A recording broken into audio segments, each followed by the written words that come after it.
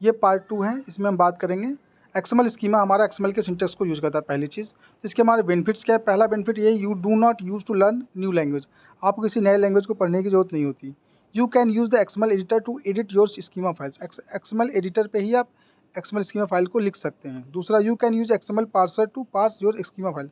आप XML parser के द्वारा ही एक्सएमएल स्कीमा फाइल को पार्स कर सकते हैं। You can manipulate your schema with the XML DOM. आप एक्सएमएल डॉम के द्वारा एक्सएमएल स्कीमा को मैनिपुलेट भी कर सकते हैं। You can transform your schema with XLT. आप अपने स्कीमा को एक्सएलटी से ट्रांसफर कर नई स्कीमा भी लिख सकते हैं।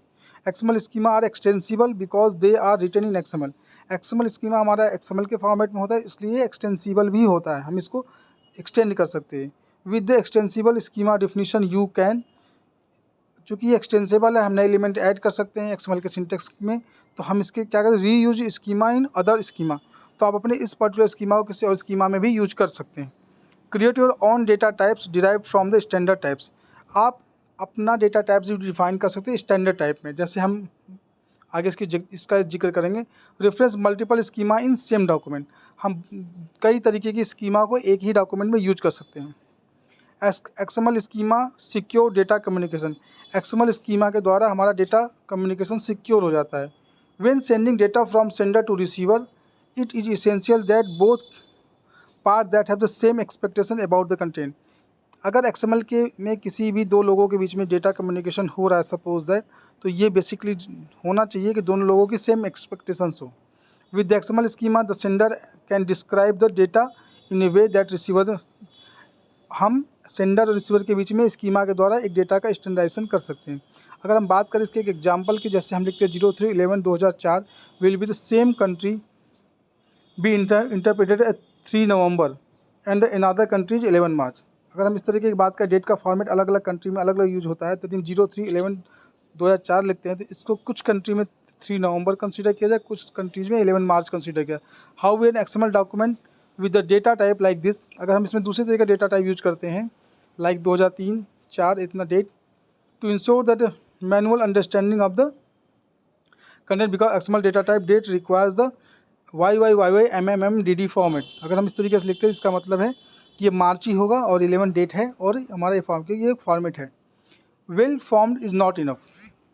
ए well formed XML document is a document that confirm the XML syntax rule. एक वेल फॉर्म्ड एक्सएमएल डॉक्यूमेंट भी होता है जो एक्सएमएल के सिंटेक्स के रूल को सेटिस्फाइड करता है। ये रूल कौन कौन से? इट मस्ट भी begin with the XML declaration. इसको हम एक्सएमएल डिक्लेरेशन से बिगिनिंग करते हैं, अगर नहीं करने पर भी कोई इम्पैक्ट नहीं होता। It must have one unique root element. ये मैंडेटरी है कि अगर कोई एक्सएमएल डॉक्यूमेंट आप लिख रहे हैं, उसको वैलिड होने के लिए, वेल फॉर्म्ड होने के लिए एक रूट एलिमेंट होना चाहिए। Star tag must have matching star tag must have the matching end tag. प्रत्येक स्टार टैग का एक मैचिंग एंड टैग होना चाहिए। Element are case sensitive, element case sensitive होने चाहिए।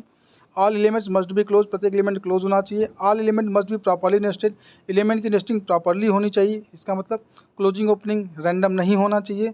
All attribute value must be coated, प्रत्येक attribute value को coat में होना चाहिए। Entity must be used in special character, entity को हमेशा स्पेशल कैरेक्टर के रूप में ही यूज करना चाहिए। इवन इफ डॉक्यूमेंट और not documents are well formed, they can still contain errors। जब हमारा डॉक्यूमेंट वेल फॉर्म्ड होता है, उसके बाद में बहुत सारे एरर्स होते हैं, and those errors can be have serious consequences, जिसके द्वारा बहुत सारे सीरियस कॉन्सिक्वेंसेस होते हैं। Think the following situation. आप ऐसे सोचिए, you order 5 gross of laser printer. यदि आप 5 लेजर प्रिंटर के 5 ग्रॉस का ऑर्डर देते हैं इंस्टीड ऑफ 5 लेजर प्रिंटर, आप जबकि आपने 5 लेजर प्रिंटर ने 5 ग्रॉस ऑफ, ग्राफ्स जैसे दर्जन होता है उसी तरीके का टर्म है इन अदर कंट्रीज के लिए। यानी अगर 5 दर्जन की बात करें, 5 की बात करें, दोनों में बहुत अंतर होता है। With the XML schema most of this errors can be catch by with the validating software. इन एक्सएमएल स्कीमा में हम डेटा टाइप के द्वारा, उसको रिस्ट्रिक्शन के द्वारा हम इन सब चीज़ों को चेक कर सकते हैं।